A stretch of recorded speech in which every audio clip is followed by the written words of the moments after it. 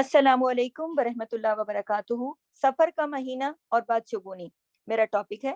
तो देखिए कि सफर का महीना जिसे नहुसत समझा जाता है और बदशगुनी उससे की जाती है, तो उसके बारे में रसूल सल्लल्लाहु अलैहि वसल्लम ने फरमाया, कोई मर्ज मुतद्दी नहीं होता और ना ही बदशगुनी की कोई असल है, और ना ही उल्लू में नहुसत है, और ना ही सफर की कोई नहुसत की कोई बुनियाद है। ये सही बुखारी से रिवायत है। दूसरा पॉइंट है, बदशगुनी शिर्क है। रसूल सल्लल्लाहु अलैहि वसल्लम ने फरमाया, जो शख्स बुरे शगुन की वजह से किसी काम से रुक गया तो गोया उसने शिर्क किया। तो अब अब्दुल्ला बिन मसूद से रिवायत है कि रसूल सल्लल्लाहु अलैहि वसल्लम ने फरमाया, बदशगुनी शिर्क है, बदशगुनी शिर्क है। आप सल्लल्लाहु अलैहि वसल्लम ने 3 मरतबा फरमाया, और हम में से हर एक को कोई ना कोई वहम जरूर हो जाता है, लेकिन अल्लाह ताला तवक्कुल की बरकत से उसे दूर कर देता है। ये सुनन अबी दाऊद से रिवायत है।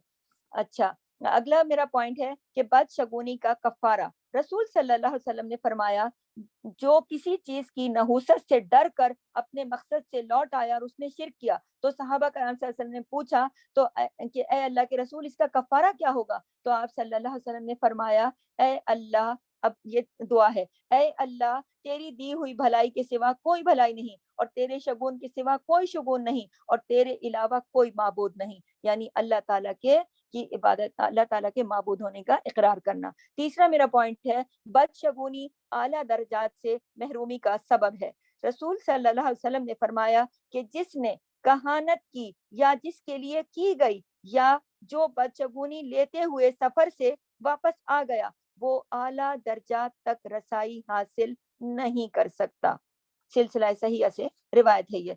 अगला पॉइंट है, बदशगुनी लेने वाले से रसूल अकरम सल्लल्लाहु अलैहि वसल्लम की बेजारी।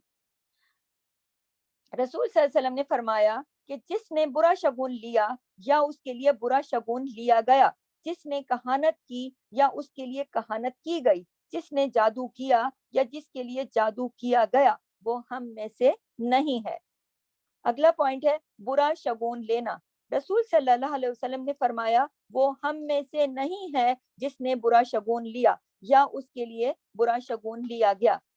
अगला पॉइंट है, नजूमी के पास जाने की सजा। जो शख्स किसी काहिन या नजूमी के पास आया और उससे कोई बात पूछी, तो उसके 40 रातों की नमाज कबूल नहीं होती। ये रसूल सल्लल्लाहु अलैहि वसल्लम का फरमान है और सही मुस्लिम से रिवायत है। अगला पॉइंट है, बदशगुनी का इलाज, ईमान को मजबूत करना।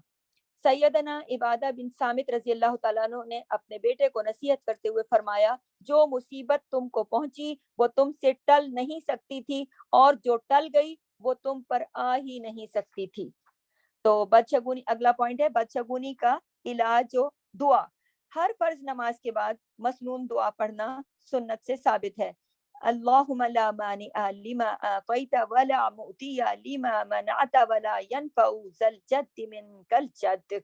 ऐ अल्लाह, कोई रोक नहीं सकता जब आप अता करें, और कोई दे नहीं सकता जिसको आप रोकना चाहें, और आपके अजाब के मुकाबले में कोई किसी दौलतमंद को उसकी दौलत फायदा नहीं दे सकती।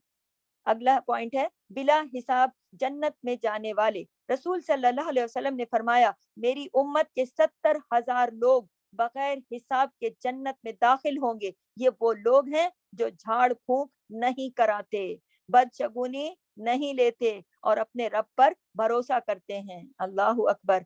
तो जन्नत में बिला हिसाब जाने की ख्वाहिश तो सभी को है ना। तो ये काम तो अल्लाह ने बड़े आसान बता दिए हैं कि बदशगुनी ना करो, झाड़ फूंक ना करो, बल्कि अल्लाह पर तवक्कुल रखो। ये सही बुखारी से रिवायत है।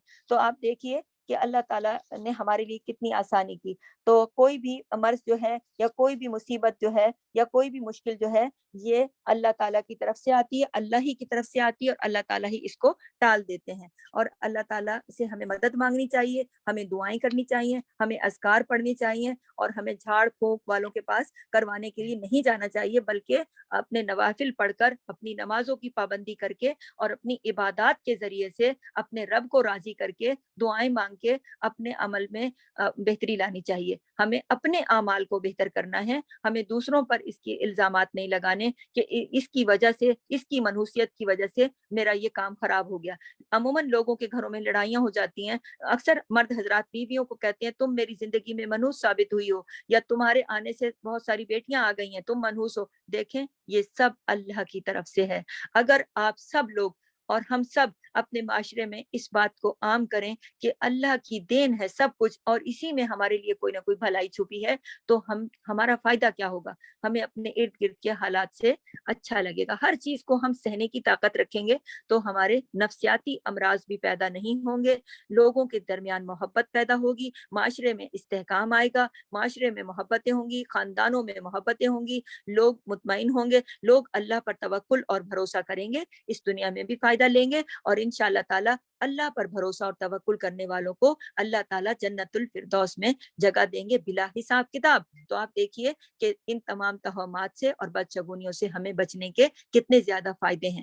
تو آپ اور میں آج اس بات کا عہد کریں گے کہ انشاءاللہ ہم سفر کے مہینے کو کبھی بھی منحوس یا اس کی کوئی بدشگونی یا توہمات کے بارے میں نہیں سوچیں گے، بلکہ ہماری گفتگو کا نچوڑ یہ ہے، اور ہم نے تمام اپنے جتنے بھی پارٹ 1، پارٹ 2 اور پارٹ 3 کیے، اس سب کا نچوڑ یہ ہے کہ ہمیں اس بات کا یقین رکھنا چاہیے کہ سب کچھ اللہ کے ہاتھ میں ہے. سارے مہینے، سارے دن، ساری راتیں، سارے اوقات، سبھی کچھ میرے رب کی دین عطا ہے، اور اللہ تعالیٰ نے ہماری زندگیوں میں جو کچھ رکھا ہماری اس میں کوئی نہ کوئی بھلائی ہے، اور ہمیں اللہ پر بھروسہ اور توکل کرنا چاہیے. اسی کے ساتھ دعا کے ساتھ اجازت چاہوں گی کہ اللہ تعالیٰ آپ کو اور مجھے اللہ پر بھروسہ اور توکل کرنے والا بنائے، اور ہمارے دلوں میں کبھی کوئی بدشگونی اور کبھی کوئی توہمات وغیرہ نہ آنے دے. اللہ تعالیٰ ہماری آل اولاد نسلوں کو صحیح دین سے، قرآن سے جوڑے، اور ہمیں نیک اعمال کی توفیق عطا فرمائے. سبحانک اللہم و بحمدک، نشہد ان لا الہ الا انت، نستغفرک و نتوب الیک. السلام علیکم ورحمۃ اللہ وبرکاتہ. جزاک اللہ خیر.